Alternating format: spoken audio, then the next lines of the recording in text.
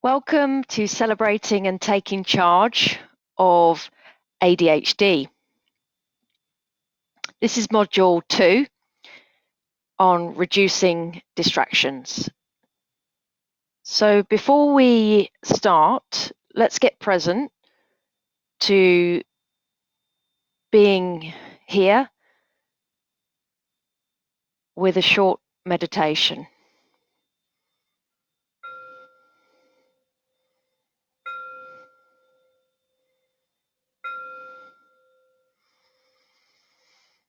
So taking a deep breath in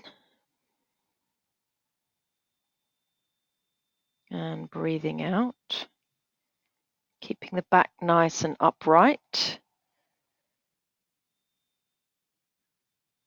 And then on the next inhale, just scan the body from the head all the way down to the toes.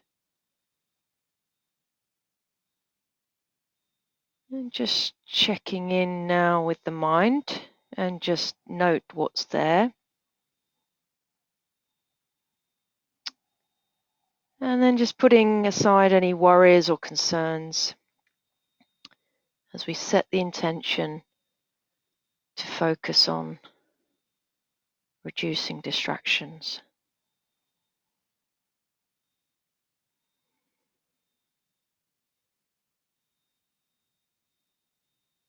As we got present to planning and organisation in the last module, our relationship with time is under observation. Sometimes when we have all these things to do on our to-do list,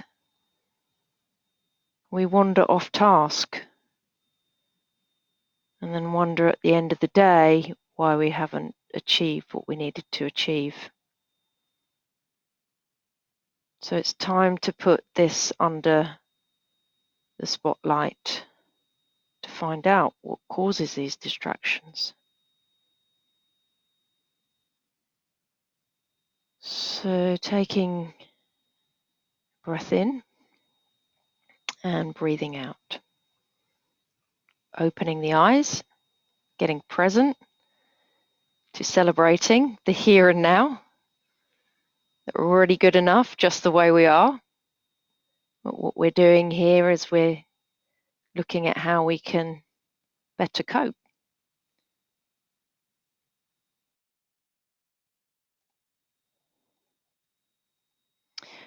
Okay, so we'll get started.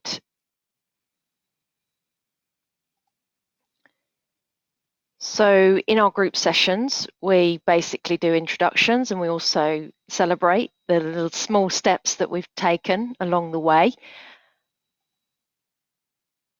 This is just an introduction to why this support group is, because it's practical, interactive, goal-orientated, and it's about a celebration of life.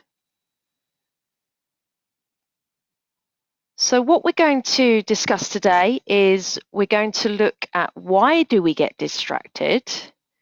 We're going to look what do we get distracted by, and we're going to get present to the consequences, and we're going to implement a distractibility test,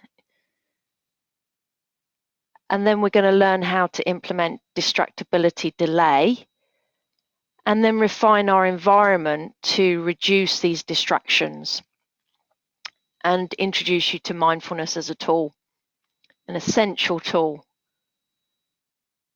for anyone actually on any human being really, to actually get present to why we do what we do. So why do we get distracted?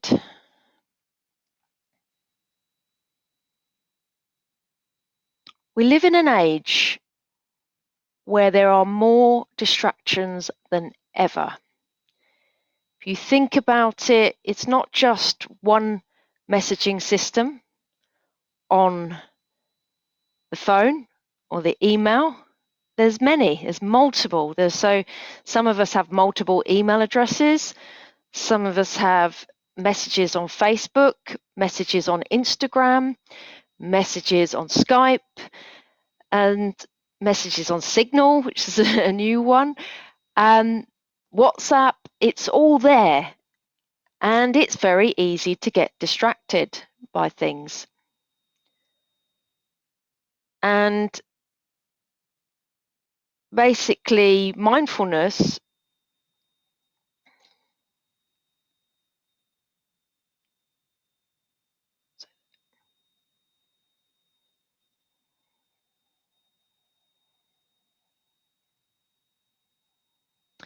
so living in this age where distractions are plentiful, we need to be more vigilant than ever.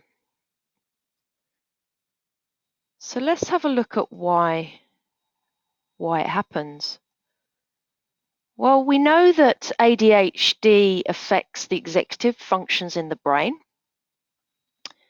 and we're constantly looking for this new dopamine fix. So what happens is we get bored. We might get bored in a conversation. We might get bored with a project that we're working on. So our mind wanders. There's also chemical changes in the brain that are taking place. And also it's down to lack of motivation as to why we're doing what we're doing. If we don't have the motivation, if we're not present to the benefits of why we're doing what we're doing, then we lose motivation. Also, if we're not present to the consequences of staying on the task, if we're not on the task, there's a consequence. And it may be that you miss a deadline and then you lose a job, and that has knock-on consequences. But we're not present to those within the moment. Within that moment, it's not as important because we're bored and we want something that's going to give us that new fix, dopamine fix. Work is hard, distractions are plentiful, and time is short. It's so true. Our time is short. So we want to be able to make better use of our time. So let's try and understand what we get distracted by.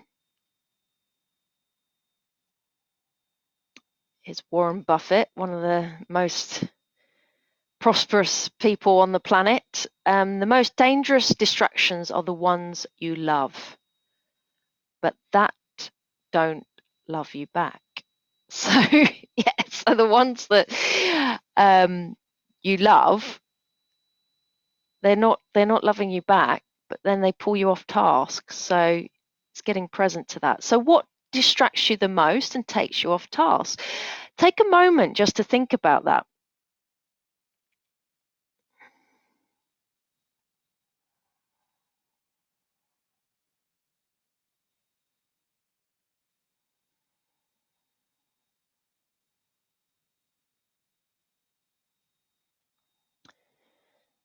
So when we do this session live, a lot of things come up, mainly mobile phones distract us, emails distract us, maybe people that we live with distract us.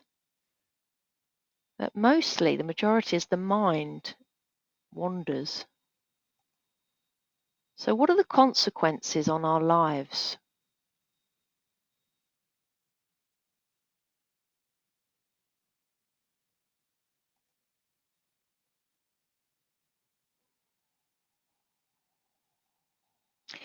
So when be so busy improving yourself that you don't have time to pay attention to anything or anyone that distracts you from your growth. So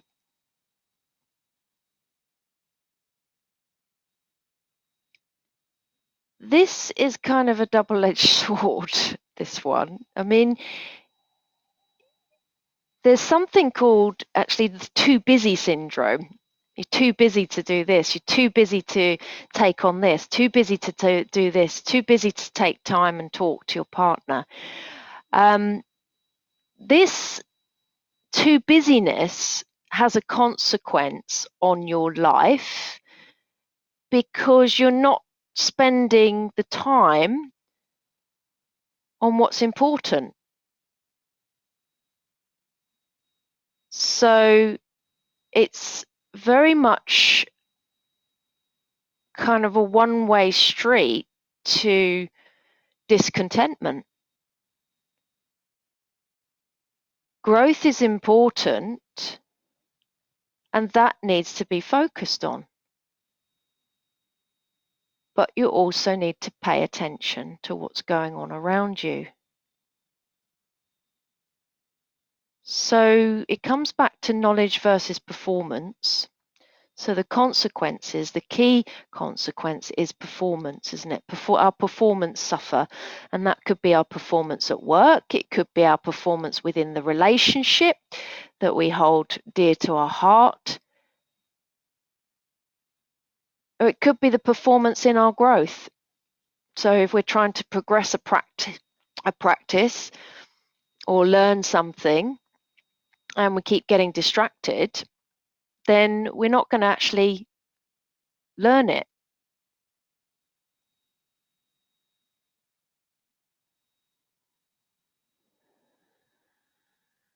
So the age in which we live, this non-stop distraction is making it more impossible for the young generation to ever have the curiosity or discipline, because you need to be alone to find out anything.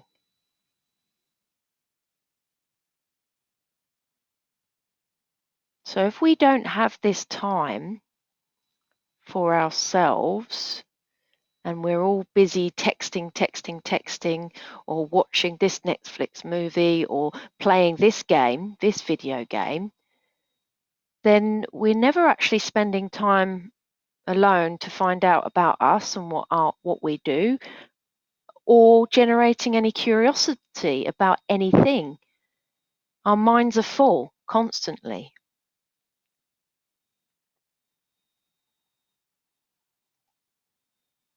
And we suffer for that. We suffer because if we don't get present to finding out more about what makes us happy or where we want to be, then our general well-being suffers. But let's look at integrity. So nothing works without integrity. So we got leadership, performance, and integrity. You take integrity out of it, our performance suffers, and our leadership of our life suffers.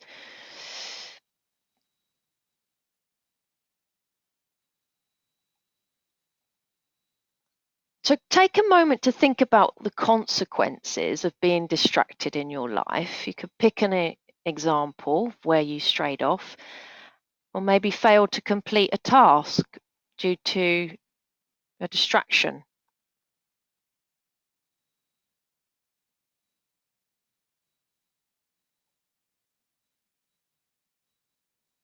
So I'm sure that we can actually think of many of these examples.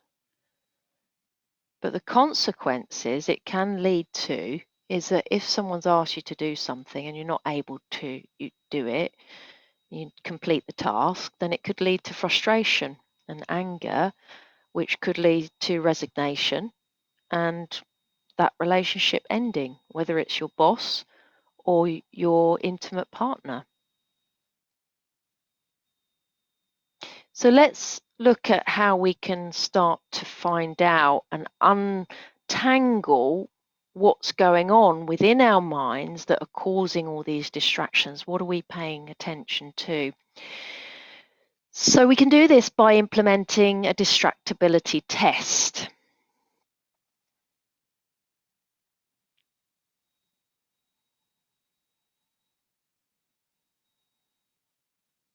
And it's about awareness, basically. Yeah. Be aware when distractions come your way. You'll know it's a distraction when you stop doing what you're supposed to be doing and find yourself pondering things that have no value.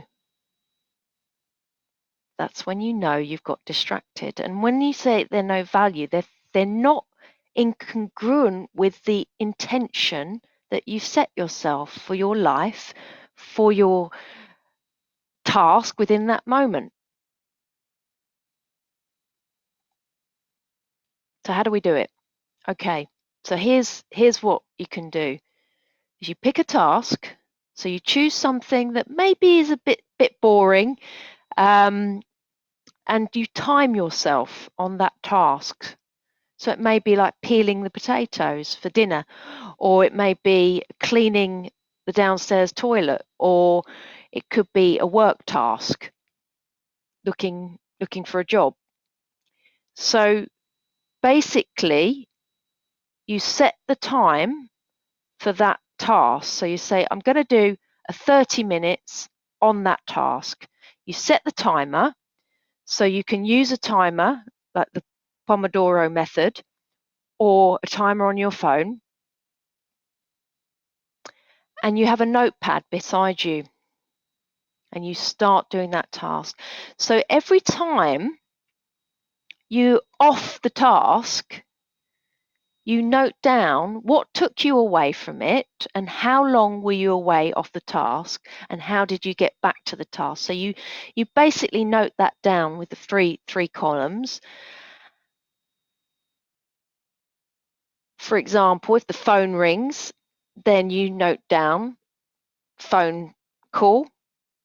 It was so and so. I was on the call for 10 minutes and then I finished the call and got back to the task.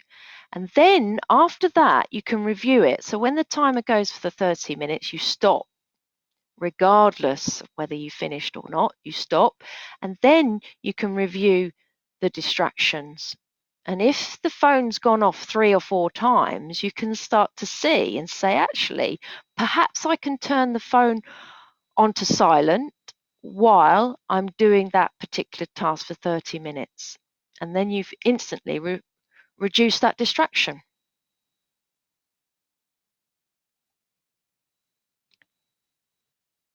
So there's something called the distractibility delay, where we kind of get these distractions all the time. So it may be a thought, it may be an idea that's coming. Oh yeah, that would be good to do. And then you go off and research it on Google. But then you're off task of what you're supposed to be doing. So you can start to put in a distractibility delay.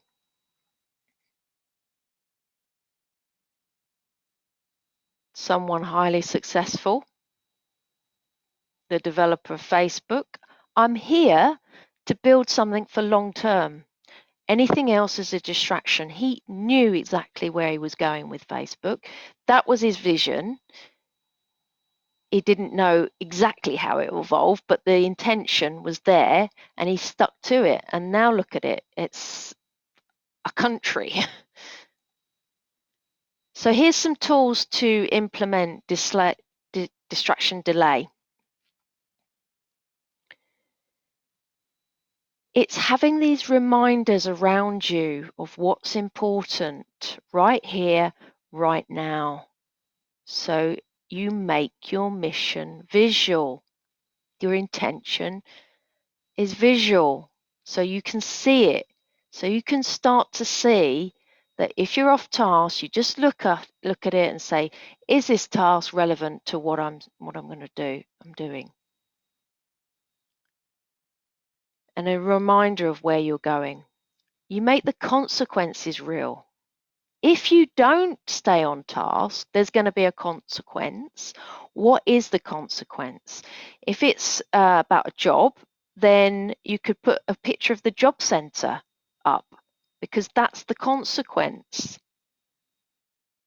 Make it real. Turn off all notifications on the phone and the computer while you're doing that task. Very important because we need those notifications, but you can turn them off while you're doing the task. Communicate with others. So this is perhaps people you live with. If you're working from home, you say to them, I've got a 30-minute window. I'm doing something that requires a lot of concentration. Please do not disturb me unless it's really urgent and the house is on fire. Something like that. Okay. So you need to communicate your intentions. Otherwise, people will just come in and they'll want your time and regardless and not understand what you're trying to do. So you have to communicate to others. Reorganize your environment physically and virtually. So start to look at how can you reorganize where you're working so it doesn't distract you. So for example, if you're working near the kitchen and someone's cooking, then that smell of food is going to distract you and maybe cause a desire for food. So perhaps you need to move the office into a spare bedroom. Break down the tasks involved, so small steps. This will make sure that you don't go off task. Reward yourself when you complete the task and do the distraction test to gauge your awareness of those distractions. So start to look at your environment inside and out. What can you do?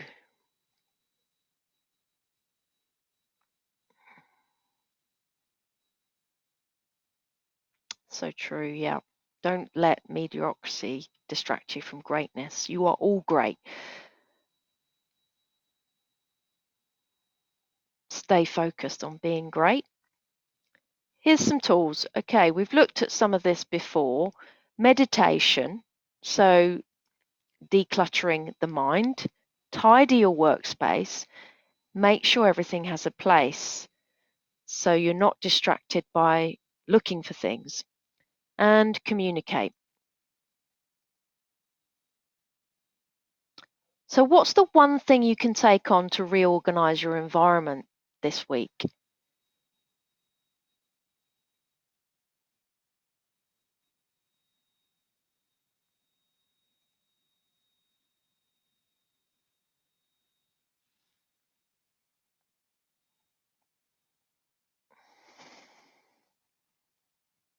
Introducing mindfulness as a tool.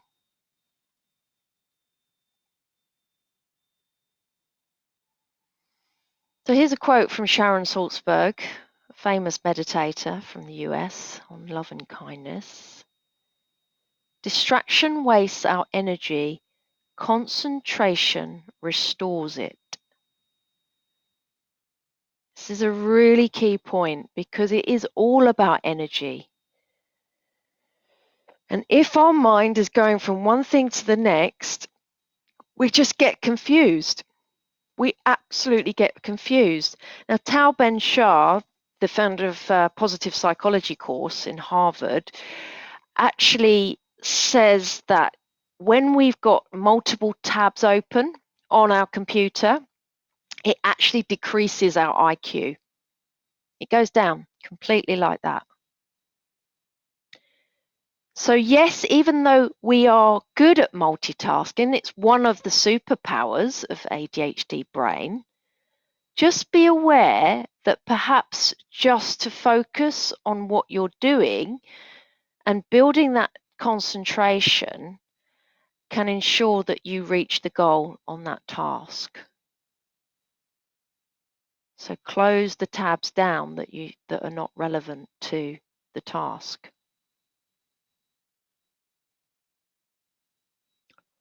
What mindfulness practices have you already tried and experienced? So just take a moment and bring those experiences to mind that you've already tried and note down your experiences.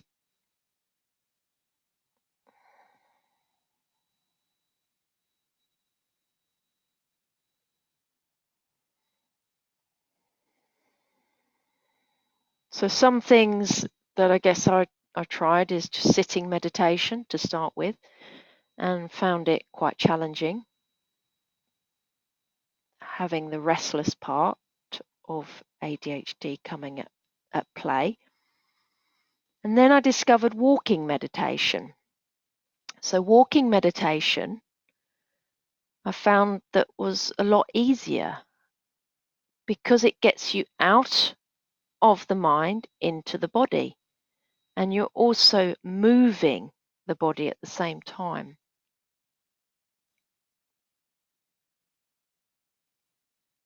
So what can mindfulness do? It can increase our awareness. And there's many types of mindfulness practices that we can do. Meditation is just one, mindful walking another, mindful running, mindful eating, and yoga is a mindfulness practice. Tai Chi is a mindfulness practice, mindful breathing. The Mindful Monday sessions are more about training in mindfulness. So John Kabat-Zinn, he was the founder of the 8-week program of mindfulness, and his definition of mindfulness is awareness that arises through paying attention on purpose in the present moment, non-judgmentally. So that's what mindfulness is. But it actually originated from the Buddhist tradition. So Buddha taught on mindfulness, mindfulness of the body, mindfulness of feelings, mindfulness of mind, and mindfulness of truth.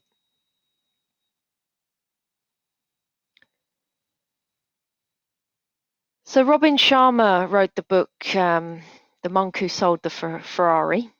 And he says less distraction, more focus, less gossip, more encouragement, less past, more future, less toxicity, more positivity.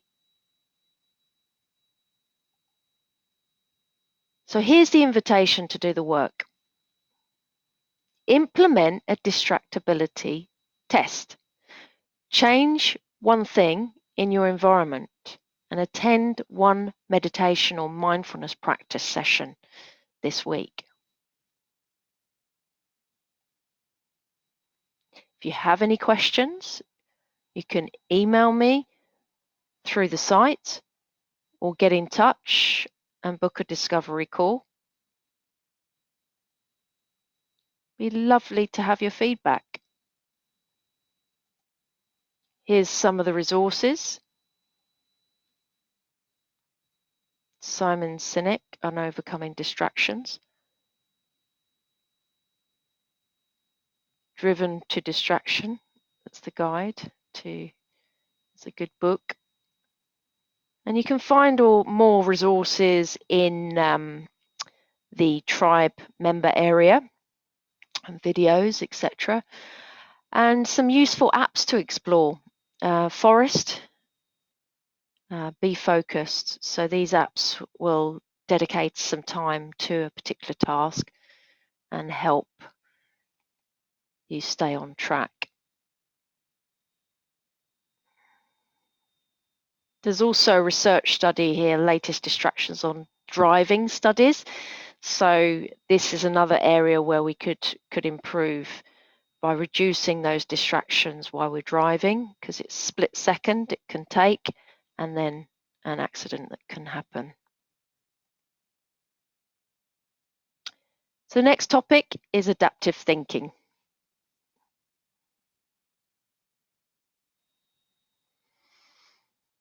Let's just tune out.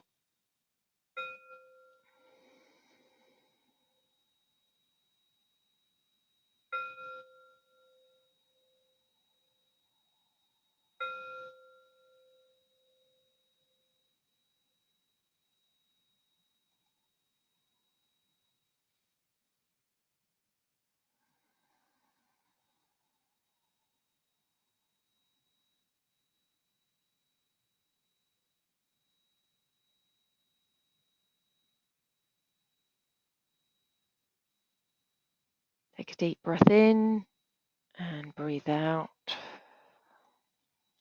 And check in with the mind. Just note what's there.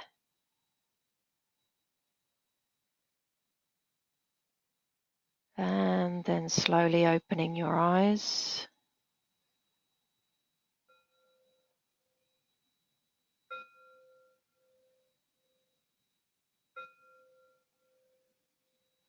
Putting a smile on your face. Bringing something to mind that you're truly grateful for. And just leaving you with this quote by Deepak Chopra. Awareness is all about restoring your freedom to choose what you want instead of what your past imposes on you. And you can't change what you're not aware of. And he asked the question, do you want to be a prisoner of the past or a pioneer of the future?